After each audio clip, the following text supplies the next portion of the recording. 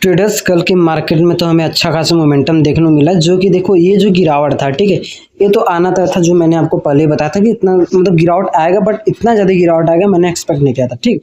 और उसके बाद जो इतनी बड़ी गिरावट थी, ठीक है, तो अगर देखा जाए यहाँ पे मैं आपको एक चीज़ दिखाऊँ तो देखो इस लेवल पे सबसे ज़्यादा लिक्विडिटी पड़ी हुई थी, ठीक है, इस लेवल सेलर्स बैठे हुए थे, ठीक, और इस लेवल पे बायर्स बैठे हुए थे। तो बायर्स का पूरा लिक्विडिटी मार्केट ने इसने पूरा यहाँ पे ग्रैब किया, ठीक है, यहाँ तक पूरी तरीके से। अब उसके बाद जो लिक्विडिटी बची हुई थी वो अपसाइड की।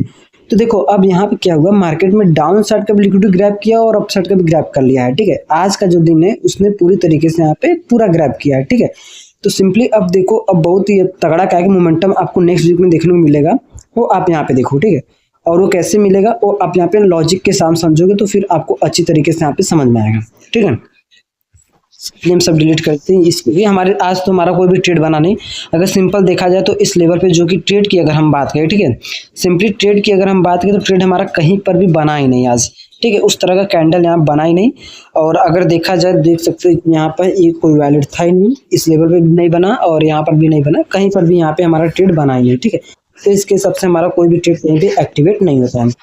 तो सिंपल से क्या है कि देखो अगले दिन अब मंडे को जब भी मार्केट गैप अप मतलब ओपनिंग होगा तो यहाँ पे हमें गैप अप ओपनिंग देखने को मार्केट में मिल सकती है। और आज की जो मार्केट थी पूरी तरीके से मार्केट वोलेटिलिटी मार्केट थी, ठीक है, बिल्कुल मार्केट में बहुत ज्यादा क्या कि हमें यहाँ पे मोमेंटम देखने को मतलब कि विक्स ज्यादा बनते हुए हमें देखने को मिल रहा था, ठीक है। तो अब हम यहाँ क्या करेंगे कि इस लेवल पे इस तरीके से हम यहाँ पे लगाएंगे तो हमारे लिए एग्जैक्ट लेवल निकल के आएगा, ठीक है। और हमें कहाँ से बाइंग और सेलिंग का प्लान करना है इस तरीके से, ठीक, ये निकल के आया सिंपल। अगर कल की मार्केट की अगर हम बात करें तो मार्केट क्या की कल इतना मोमेंटम के बाद मार्केट थोड़ा सा यहाँ पे डाउन साइड आने के बाद यहाँ से पुल बैक ले सकते हैं, इसको ब्रेक करके इस तरीके से कल के मार्केट में मोमेंटम हमें देखने को मिल सकता है। अगर मार्केट इसके अंदर आए तो यहाँ पे हम सेलिंग का प्लान कर सकते हैं और यहाँ पे आए तो हम यहाँ से बाइंग का यहाँ पे अपॉर्चुनिटी यहाँ पे देख सकते हैं, ठीक है। सिंपली अगर इस लेवल को मार्केट ने ब्रेक किया तो फिर तो मार्केट और भी नीचे तक यहाँ पे जा सकते हैं, अपने डे लो तक का मार्केट वहाँ पे आ सकता है, ठीक है। वहां से फिर उसके बाद मार्केट में मोमेंटम हमें देखने को मिल सकती है, ठीक है।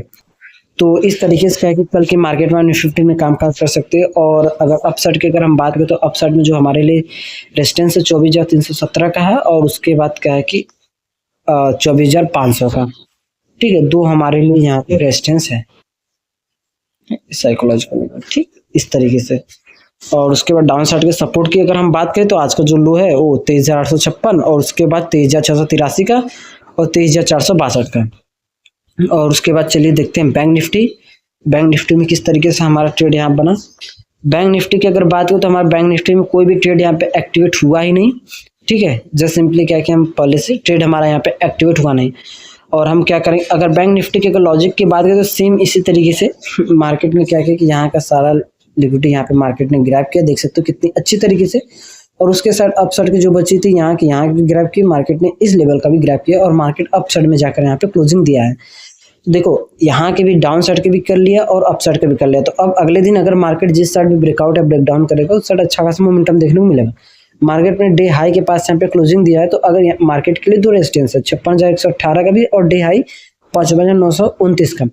तो मार्केट अगर दोनों को ब्रेक करा तो फिर तो आपको अच्छा खासा मोमेंटम देखने को मिलेगा और मार्केट साइकोलॉजिकल लेवल पे भी है 56,000, ठीक है। बात ये है तो कल के मार्केट में अगर आप डे हाई और डे लो पर अगर ट्रेड की प्लान करते हो तो हमेशा जो मैंने बताया उस स्ट्रेटजी के हिसाब से आप यहाँ पे प्लान करोगे तो इजिली क्या कि हमेशा क्या कि वहाँ पे आप सेफ रहोगे, ठीक है।